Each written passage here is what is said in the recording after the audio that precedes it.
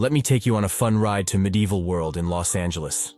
Our guy Jamal, a park worker, gets into a bit of trouble with his boss. Instead of doing his job, he and his buddy daydream about working for the cooler Castle World, a rival park opening soon. Things take a crazy turn when Jamal finds a shiny gold medallion in a ditch. As he tries to grab it, bam! The medallion glows and pulls him into the ditch. Splash! Now he's in a strange lake, swimming to the shore where he meets a tipsy dude named Knolte. Jamal thinks he's landed in Castle World by mistake. Suddenly, Knolte passes out, and Jamal freaks out because the guy's not breathing. Time for CPR, right? But wait. Knolte's breath is so nasty that Jamal uses breath spray instead. Magic! Knolte wakes up, thinking Jamal saved his life. They head to Knolte's camp, but Jamal is grossed out by the place and calls the food roadkill. Turns out, Knolte failed the queen, and people hate him. Jamal, not taking it seriously, gives him $2. Surprise! Knolte tosses the money in the fire. Jamal decides to bail and heads into the woods, hoping to find his way back to reality. But uh-oh. He stumbles upon an old farm and almost gets run over by Sir Percival and his horse gang. Dodging disaster, Jamal tries to confront the knights, but whoa. There's a massive fortress. Thinking it's Castle World, he wants in. Nope. Guards block his way, demanding to know who he is. Quick thinking. Jamal claims he's from Florence and Normandy, famous LA intersection. Oops. They think he's a messenger from Normandy and let him in, saying the king's been waiting. Inside, Jamal discovers a stinky market and a puppet show about the Black Knight. Now, Jamal's trying to impress Victoria, the princess's chambermaid. He tries some modern talk, but she doesn't quite get it. Yet, when he asks for paper and her number, she's impressed he can read and write. Ooh, oh, here comes trouble. Percival shows up, acting inappropriately with the ladies, including Victoria. Jamal, recognizing him from the near horse incident, calls him out for harassing women. Percival gets all threatening with a sword, but Jamal thinks it's just part of the show. Before things get out of hand, Philip, the chamberlain, arrives to take Jamal to see the king. In the throne room, Jamal meets King Leo and Princess Regina. Leo asks about the Duke of Normandy coming to marry Regina, and Jamal, thinking it's a play, says Tuesday. Regina's not thrilled about the arranged marriage, but Leo's happy and promises Jamal a ride back to town after some rest. Philip gives Jamal a castle tour, and when he needs a bathroom break, he finds a medieval-style privy. Yikes. Disgusting. Suddenly, everyone rushes outside to watch a rebellion leader's execution. Jamal, thinking it's a show, joins in and even grabs the head, thinking it's a prop. But whoa, it's a real head. He passes out, and when he wakes up in his room, Victoria's there. Panic time. Victoria drops the bomb. It's the year 1328, and Jamal's really back in time. Just when things get weirder, Victoria starts undressing. Hold up, it's just to show Jamal her rebel medallion, matching his. Victoria spills the tea. King Leo stole the throne by offing the previous king, and now they want Jamal's help to take Leo down. All the rebels who tried before got their heads on spikes. Freaked out, Jamal wants to bail, but Philip shows up to say his ride is ready. It's a horse, not a car. Jamal, clueless about horse riding, claims he's a messenger and a court jester. Cue the horse riding disaster.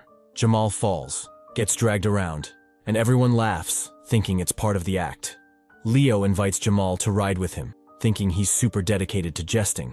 Back at the castle, Victoria tends to Jamal's injuries, but he flips when he realizes he's being treated with leeches.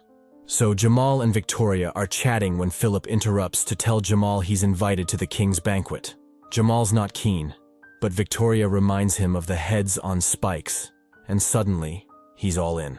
At the banquet, Leo's manners gross Jamal out, but he's got to play nice to stay alive. Leo asks him to dance, and Jamal, looking like a goof with medieval moves, switches it up. He teaches everyone a modern song and dance, and it becomes a party. While the dance floor's buzzing, Victoria slips some knives into bread. Regina kisses Jamal. Percival gets mad, and a chase ensues. Sneaky servants with knife bread try to stab Leo, but Jamal leaps from a balcony, accidentally saving the king. Leo praises Jamal, makes him a lord, and offers land and women. Jamal suggests frappuccinos and cool uniforms for castle staff. Chess with Percival raises suspicions about sacrificing queens. Later, Jamal's tasked with executing a turnip thief. He pretends, but secretly lets the guy go. For saving Leo, a naked Victoria shows up in Jamal's room. He asked for a chat, not hanky-panky. Jamal fakes it, but Victoria, upset, leaves. Guards praise Jamal's bedroom skills. At night, thinking it's Victoria, Jamal gets cozy with a woman. Morning revelation. It's Regina. Cue Leo and Percival's rage, plus a Normandy messenger exposing Jamal's shenanigans. Now, Jamal's in a dungeon cage, meeting the failed assassins from the banquet. They applaud him for messing up Leo's deal with Normandy. They share the Black Knight legend, a justice-loving warrior who escaped a dragon's belly and breathed fire. Sometime later, Jamal's on the chopping block facing execution. Desperate, he claims to be a mighty sorcerer. Trying to impress, he uses a lighter to create fire. But the villagers aren't wowed. Suddenly, the executioner chokes on an apple. Jamal, quick on his feet, performs the Heimlich maneuver, making it look like magic. People freak out. Seizing the moment, Jamal boasts he can make the sun fall. A flaming arrow hits the king's tent, causing chaos. Percival calls Jamal out, and mysterious archer Knolte creates more mayhem. Victoria sneaks Jamal, plus the two failed assassins, away on a cart. Jamal falls off, escapes the castle guards, and Knolte saves the day. They reach the rebel camp, but Knolte leaves, feeling guilty about the past. Jamal offers Victoria a trip to modern times, but she stays with her people. Jamal heads back to the lake, contemplating a jump. Meanwhile, Percival's men harass Knolte. Jamal intervenes, using modern boxing and goofy moves. They return to the rebel camp, finding it destroyed. Victoria's taken. Jamal asks for help, but only Knolte volunteers. Then, a surprise.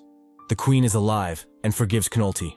Jamal convinces the queen to give an inspiring speech, but she's downcast. Taking the reins, Jamal borrows lines from famous modern speeches, rallying the rebels. A training montage follows, with Jamal teaching sports-inspired fighting, and Knolte instructs sword techniques. The rebellion is heating up.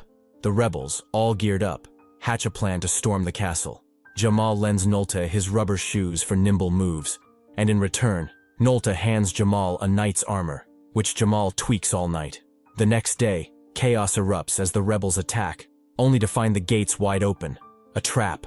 Percival's soldiers swarm, swords clashing, bows firing, leading to casualties on both sides. Enter the Black Knight, shooting fire from his helmet, intimidating everyone. Surprise! It's Jamal in his custom armor. Percival targets him, but Knolte steps in for a duel. As Percival and Knolte clash swords, Jamal guides the rebels, applying their learned techniques. Teamwork kicks in, and the tide turns. Percival, realizing his loss, retreats to the castle walls, where he finds Leo begging for help. Frustrated, Percival tosses Leo into a ditch. Meanwhile, Knolte and Jamal keep knocking down soldiers, with Knolte adding goofy moves Jamal taught him. Suddenly, an arrow pierces Knolte's chest. Defeated, he hands Jamal his sword. Enraged, Jamal storms the castle walls to discover Percival holding Victoria hostage. Victoria, resilient, breaks free, getting a cut on her neck. The showdown between Jamal and Percival intensifies. Though disarmed, Jamal tackles Percival, nearly falling off. He recovers, grabs his sword, and unleashes a beating, using techniques inspired by baseball and golf. So, Percival plays possum, tries a surprise attack, but bam! Knolte's arrow takes him out. Rebels triumph, celebrating for the queen. Jamal convinces Victoria to join him in LA, sealing the deal with a kiss. The queen offers him a title, but Jamal declines. Mid-ceremony, he gets dizzy, then wakes up back in his time. Paramedics and a co-worker surround him. He'd been underwater for 10 minutes. Now, Jamal thinks it was all a dream. His co-worker suggests suing, but Jamal declines, proposing ideas to beat the competition instead. 6 weeks later, medieval world thrives with Jamal's ideas. While helping kids in the batting cage, a woman named Nicole, a spitting image of Victoria, thanks him. They feel a connection and agree to lunch. As Nicole leaves, Jamal realizes he forgot to get her number. In pursuit, he ends up in a ditch. Then, surprise, he's in an ancient Roman Colosseum, fleeing from lions. The adventure continues.